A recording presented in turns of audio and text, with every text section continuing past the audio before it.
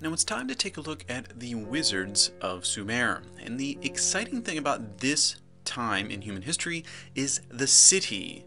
The civilization of city-states was first born as a concept, and it spread very rapidly. It became very popular. So as wizards, we're going to focus in on this video in growing a civilization, because as the wizard of your kingdom, you're responsible for growing your civilization. And the first step is connective technology. Before you can even consider building your civilization, you need some basic technologies. Now for Sumer, one of these was the wheel. Wheel is transportation of people and food, making things efficient in fluid movement through the kingdom. They also had writing for the communication of information. Connecting people with a common language was also very important. And maybe the most important was irrigation. The production of food was essential to large-scale city-states. And the rivers in this area were very unstable. They would actually move year to year. So the creation of stable waterways for bringing water to the crops through irrigation methods was critical. So these were some of the connective technologies that allowed for a large group of people to be massed, even tens of thousands of people, within a small area. We needed all these connective technologies, and when you build your kingdom, you need to identify what are the connective technologies I need. Then you can create a concept.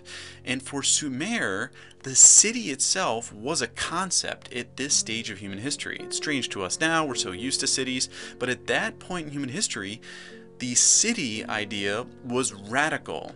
So building this city, and they did it very well. The outer walls, the inner city, outside the city was where all the food was grown, and then of course you had the temple. They even had an enclosed dock. So this is very well organized and thought through, and it became very, very popular, as Ur here was one of the most popular cities, having 30,000 people at its peak. So once you have the technology, then you have to build the concept for your civilization. Then the most important thing finally, which is always a struggle for wizards, is actually building it, making it out of stone, making it form and structure, the reality of the concept itself.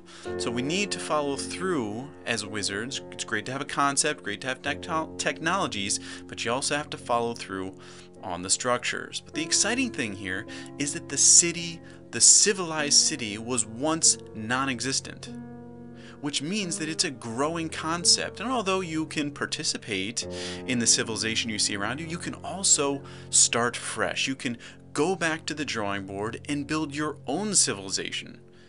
Just be ready to invest many years of your life towards that goal. But as a wizard, how is this possible? How can you grow a civilization? Because very simply, civilization is a growing concept.